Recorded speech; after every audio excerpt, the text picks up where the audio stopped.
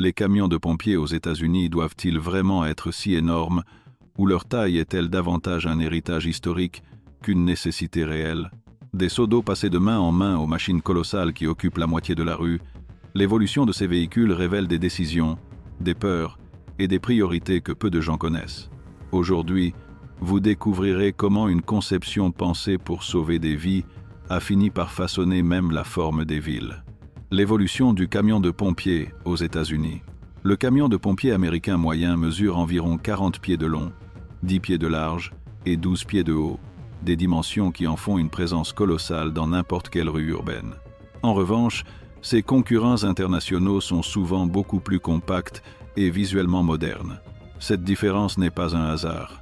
Elle découle d'approches complètement distinctes sur la manière de faire face aux incendies et sur la conception des véhicules d'intervention.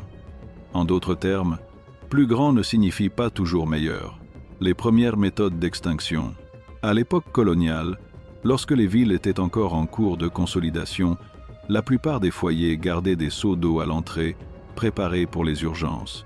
Lorsque les membres de la Rattle Watch, garde de nuit, donnaient l'alarme, les voisins formaient de longues chaînes humaines pour passer les seaux de la source d'eau au feu. C'était une méthode rudimentaire qui dépendait de la coordination, de la force et de la chance. De plus, la quantité d'eau transportée était minime et un temps précieux était perdu pendant que la brigade improvisée s'organisait. En l'an 1721, Richard Newsham a breveté un type de pompe à incendie qui représentait un grand progrès pour l'époque. Il s'agissait d'un artefact mobile monté sur un châssis en bois, mais il dépendait toujours des seaux, car la pompe devait être alimentée manuellement dans sa trémie. Son efficacité était limitée, et les pompiers arrivèrent souvent trop tard, épuisés d'avoir transporté du matériel lourd dans des rues irrégulières. Souvent, les incendies s'éteignaient d'eux-mêmes avant que la brigade ne parvienne à se présenter. L'arrivée des chevaux et de la vapeur. Au début du siècle XIXe, les plus grandes villes des États-Unis ont commencé à utiliser des chariots tirés par des chevaux équipés de pompes à eau propulsées par la vapeur. Ce fut un saut technologique important, car il a permis de maintenir une pression plus constante et de transporter l'équipement plus rapidement. Cependant, ces chariots avaient des limitations. Ils dépendaient du bien-être des animaux et nécessitaient du temps pour générer suffisamment de vapeur pour fonctionner à pleine capacité. Avec le temps, le moteur à combustion interne a complètement transformé la réponse aux urgences. Au début des années 1900, le camion de pompiers a fait son apparition, un véhicule conçu spécifiquement pour le transport rapide de personnel et d'équipement. À partir de ce moment, l'évolution du camion est devenue constante. Le défi des villes de plus en plus hautes. Pendant la première moitié du siècle XXe, les villes américaines ont commencé à grandir vers le haut, avec des bâtiments de plus en plus hauts. Cette croissance verticale a posé un nouveau défi. Atteindre des endroits élevés qui étaient auparavant impossibles d'accès. Pour y faire face, le pompier Daniel Hayes de New York a conçu la célèbre Hayes Ladder, une échelle montée directement sur le camion, capable de s'élever et de descendre avec précision. Son intégration a transformé la structure du véhicule, rendant nécessaire le renforcement du châssis, des distributions de poids et des mécanismes hydrauliques. Après la Seconde Guerre mondiale, les services d'incendie ont commencé à ajouter les appelés « cherry pickers », des nacelles jointes à un bras articulé qui permettaient de positionner les pompiers avec plus de liberté, même dans des angles peu accessibles. Ces extensions exigeaient des camions plus grands, plus stables et avec une plus grande capacité structurelle. C'est alors que l'ère du camion de pompiers gigantesque a véritablement commencé aux États-Unis. L'expansion de l'équipement et la spécialisation. Au fil des décennies, les camions de pompiers ont commencé à charger une quantité croissante d'outils. Aujourd'hui, un camion standard comprend des pompes de grande puissance, des échelles hydrauliques, des réservoirs capables de stocker entre 400 et 500 gallons d'eau, en plus des tuyaux, des équipements de ventilation, des outils de coupe, des systèmes d'éclairage et des dispositifs médicaux. Cette accumulation constante d'équipements a influencé la taille toujours croissante des véhicules. De plus, le terme « camion de pompier » englobe différents types d'unités. Camions, échelles, autopompes, véhicules articulés de type tiller et unités de sauvetage. Bien que leurs fonctions varient, presque tous aux États-Unis partagent le trait de la grande taille. Le coût de la magnitude. Le prix augmente également avec la dimension, Une autopompe de type 1, l'une des plus courantes, peut coûter entre 400 000 et 600 000 $. Une échelle aérienne de 100 pieds peut dépasser le million de dollars à elle seule. Ces chiffres sont considérables, surtout si l'on prend en compte qu'une grande partie des appels reçus par les services d'incendie ne sont pas des incendies. En l'an 2021, il a été signalé 36,6 millions d'appels dans tous les services d'incendie des États-Unis. Cependant, seulement environ 1,3 million, soit environ 4%, correspondaient à des incendies. La majorité des appels concernent des urgences médicales, l'accompagnement d'ambulances et des accidents automobiles. Cela génère des débats sur l'efficacité de maintenir des véhicules si lourds et coûteux lorsqu'ils ne sont pas toujours utilisés pour combattre le feu. Impact sur la sécurité routière urbaine. Les véhicules lourds représentent des risques importants dans les rues. Étant plus grands et plus lourds, ils ont des distances de freinage plus longues et des angles morts plus larges.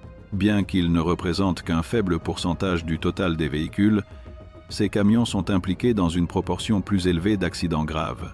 Ils sont responsables d'environ 7% des incidents potentiellement mortels et 11% des décès de cyclistes.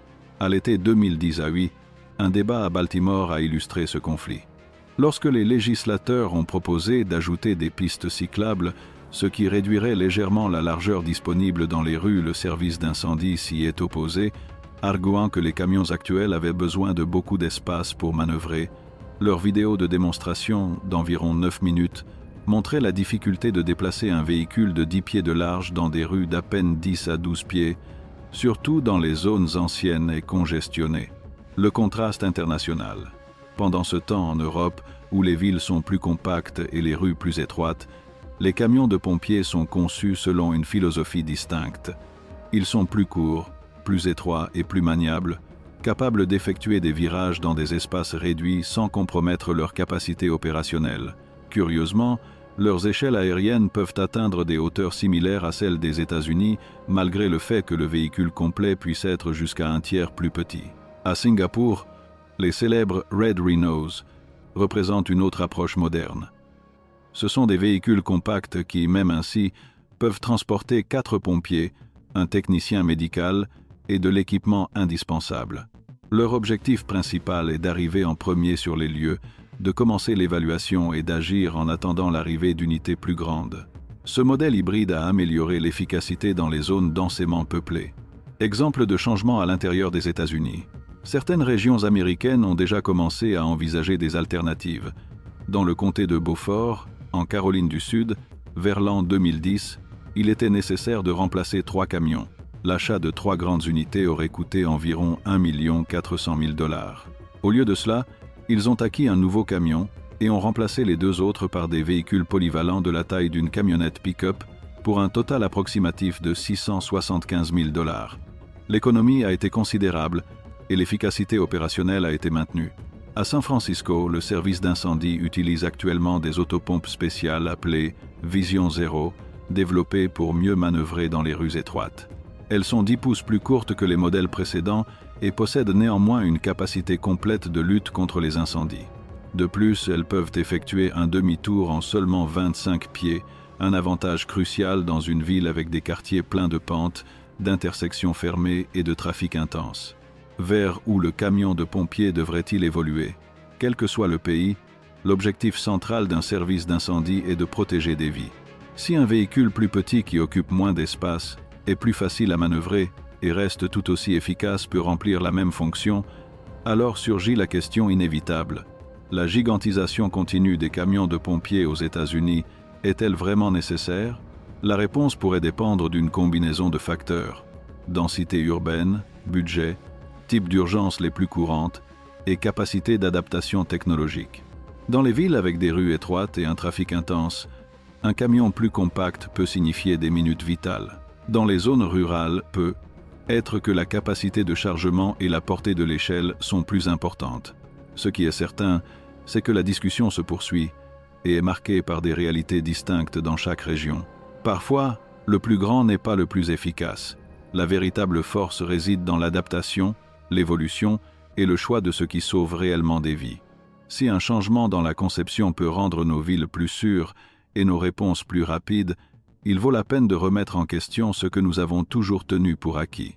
Si ce regard sur le monde surprenant des camions de pompiers vous a donné envie de plus, n'oubliez pas de soutenir la vidéo avec un like, de vous abonner et d'activer la petite cloche.